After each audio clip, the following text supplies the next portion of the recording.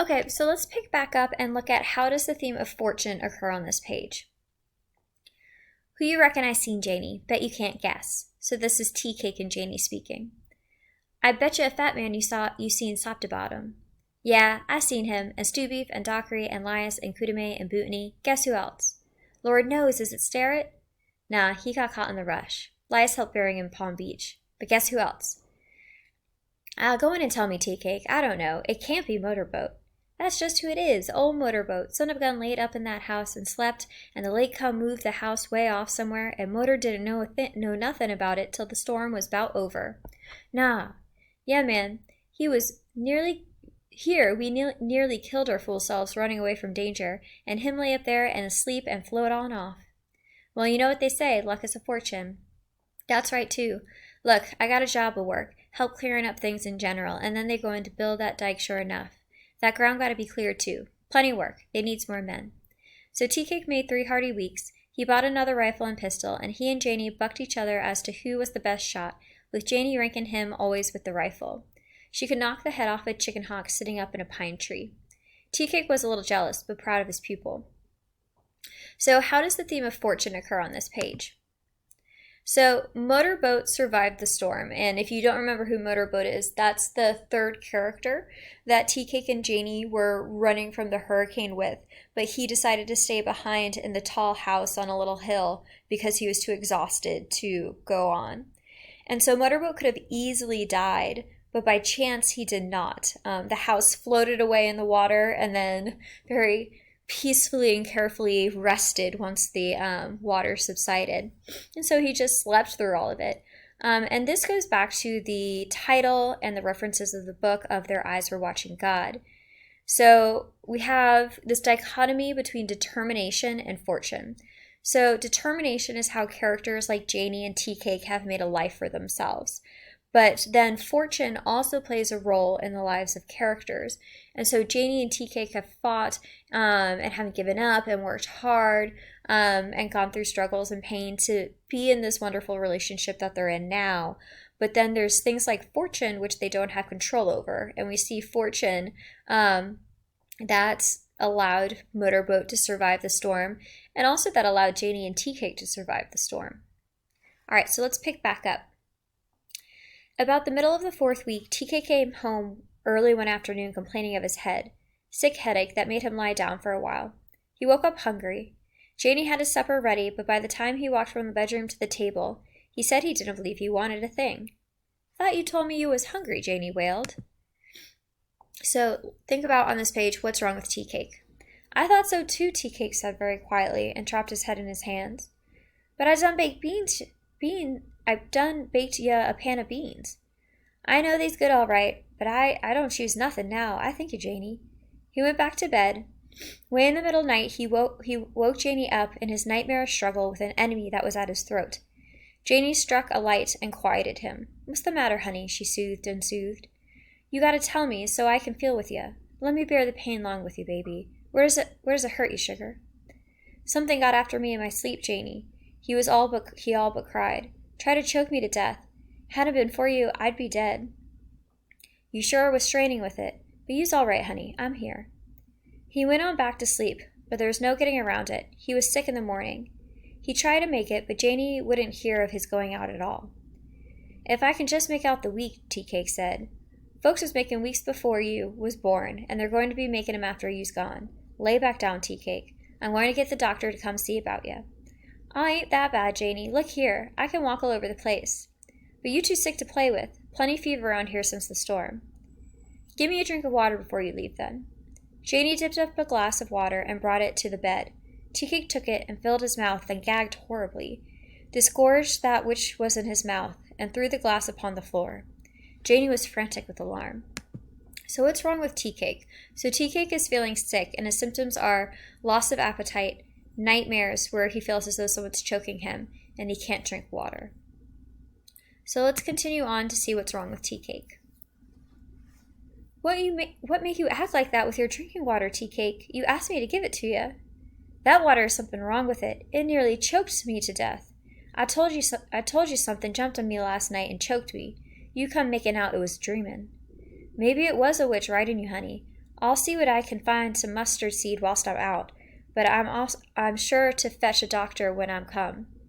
Teacake didn't say anything against it, and Janie herself hurried off. The sickness to her was worse than the storm. As soon as she was out of sight, Teacake got up and dumped the water bucket and washed it clean. Then he struggled to the irrigation pump and filled it again. He was not accusing Janie of malice and design. He was accusing her of carelessness. She ought to realize that the water bucket needed washing like everything else. He'd tell her about it good and proper when she got back. What was she thinking about nohow? He found himself very angry about it. He eased the bucket on the table and sat down to rest before taking a drink. Finally, he dipped up a drink. It was so good and cool. Come to think about it, he hadn't had a drink since yesterday. That was what he needed to give him an appetite for his beans. He found himself wanting it so much, so he threw back his head as he rushed the glass to his lips. The demon was there before him, strangling him, killing him quickly. It was a great relief to expel the water from his mouth.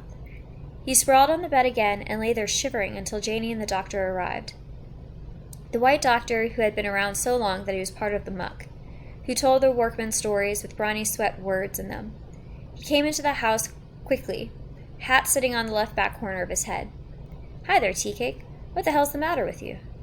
"Wish I know, Dr. Simmons, but I sure is sick." "Ah, nah, Teacake. Ain't nothing wrong that a quart of coon dick couldn't cure. You haven't been getting your right liquor lately, eh?" He slapped Teacake lustily across the back, and Teacake tried to smile as he was expected to do, but it was hard. The doctor opened up his bag and went to work. "You do look a little peaked, Teacake. You got a temperature and your pulse is kind of off. What you been doing here lately?" "Nothing except working and gaming a little, doctor. But look like water done turn against me." "Water? How you mean?" "Can't keep it in my stomach at all." "What else?" Janie came around the bed full of concern. "Doctor, Teacake ain't telling you everything like he oughta. We was caught in that hurricane out here. Then Teacake overstrained himself swimming such a long time and holding me up too and walking all them miles in the storm, and then before he could get rest and he had done come get me out of the water again and fighting with that big old dog and the dog biting him in the face and everything. I've been expecting him to get sick before now." "Dog bit him, did you say?" It wasn't nothing much, doctor. It was healed all over in 2-3 days," Teacake said impatiently. "That been over a month ago nohow. This is something new, doctor. I figures the water is yet bad. It's bound to be. Too many dead folk been in it for it to be good to drink for a long time. That's the way I figures it anyhow." "All right, Teacake. I'll send you some medicine and tell Janie how to take care of you. Anyhow, I want you to be in bed by yourself until you hear from me. Just you keep Janie out of your bed for a while here. Come on out to the car with me, Janie. I want to send Teacake some pills to take right away." So, what's wrong with Teacake? Let's read one more page and then we'll talk about it. Outside, the doctor fumbled in his bag and gave Janie a tiny bottle with a few pellets inside. "Give him one of these every hour to keep him quiet, Janie, and stay out of his way when he gets in one of his fits of gagging and choking." "How you know he's been having 'em, doctor? That's what I came out here to tell you."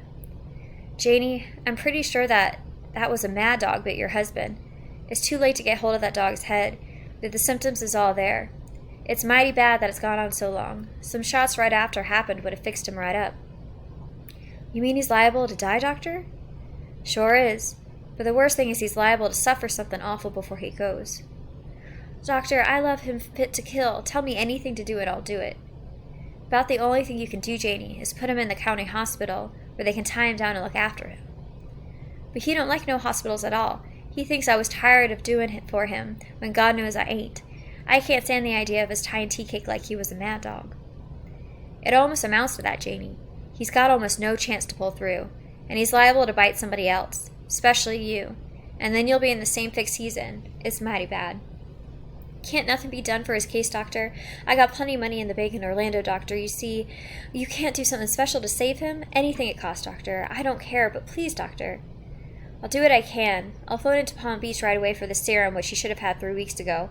I'll do all I can to save him, Janie, but it looks too late." So let's pause right there. So, what is wrong with Teacake? So, according to the doctor, Teacake has contracted rabies from the dog that has bitten him. And so if you don't know what rabies is, I've done a little research for you. So let's check it out. After a bite or other's rabies exposure, the rabies virus has to travel through the body to the brain before it can cause symptoms. This time between the exposure and the appearance of symptoms is called the incubation period, and it may last for weeks to months. The incubation period may vary based on the location of the exposure site, how far away it is from the brain, the type of rabies virus, and any existing immunity.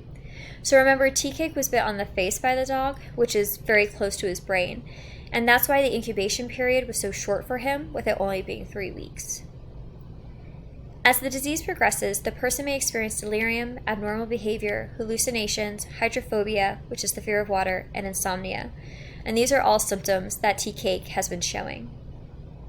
The acute period of disease likely ends after 2 to 10 days. Once clinical signs of rabies appear, the disease is nearly always fatal, and treatment is typically supportive, which means that treatment can kind of soothe or help with the symptoms, but can't save the patient. And so with this in mind, the doctor warns Janie that Teacake will suffer before he dies because these symptoms are pretty awful, especially the part where you can't drink water. And Janie says that she will do anything she can to help Teacake.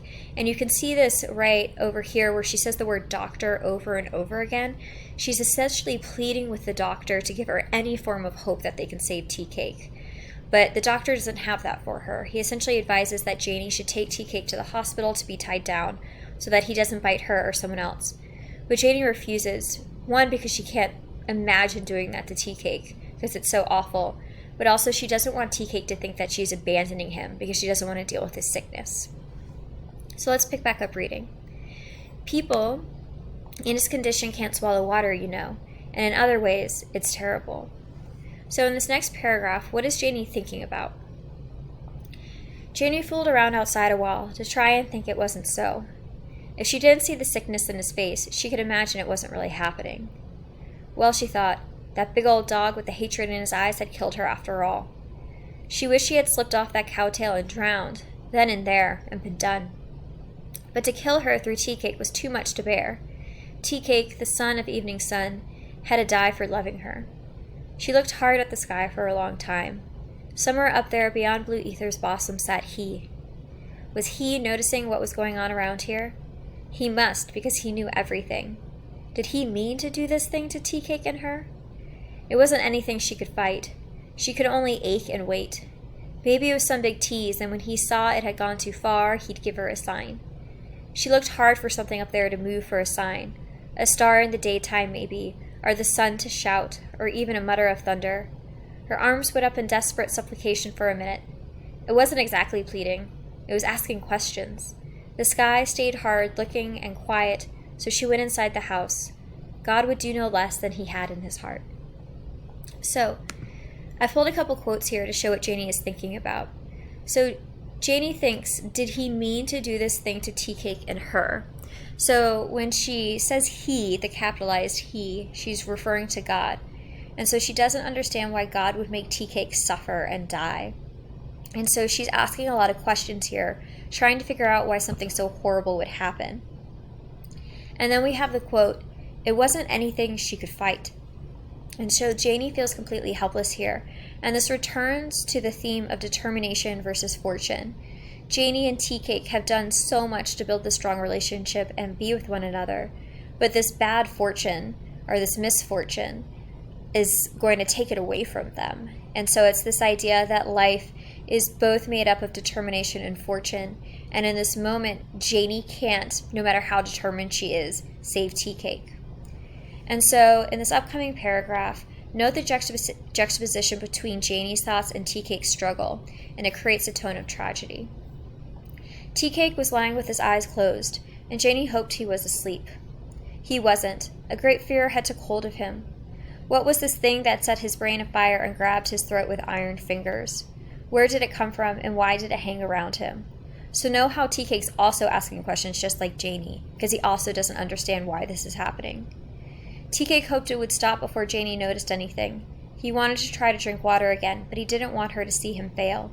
As soon as she got out of the kitchen, he meant to go to the bucket and drink right quick before anything had time to stop him. No need to worry Janie, until he couldn't help it. He heard her cleaning out the stove, and saw her go back to the empty ashes. So let's pause right there, because we're almost out of time, and I'll see you in part 3 of chapter 19.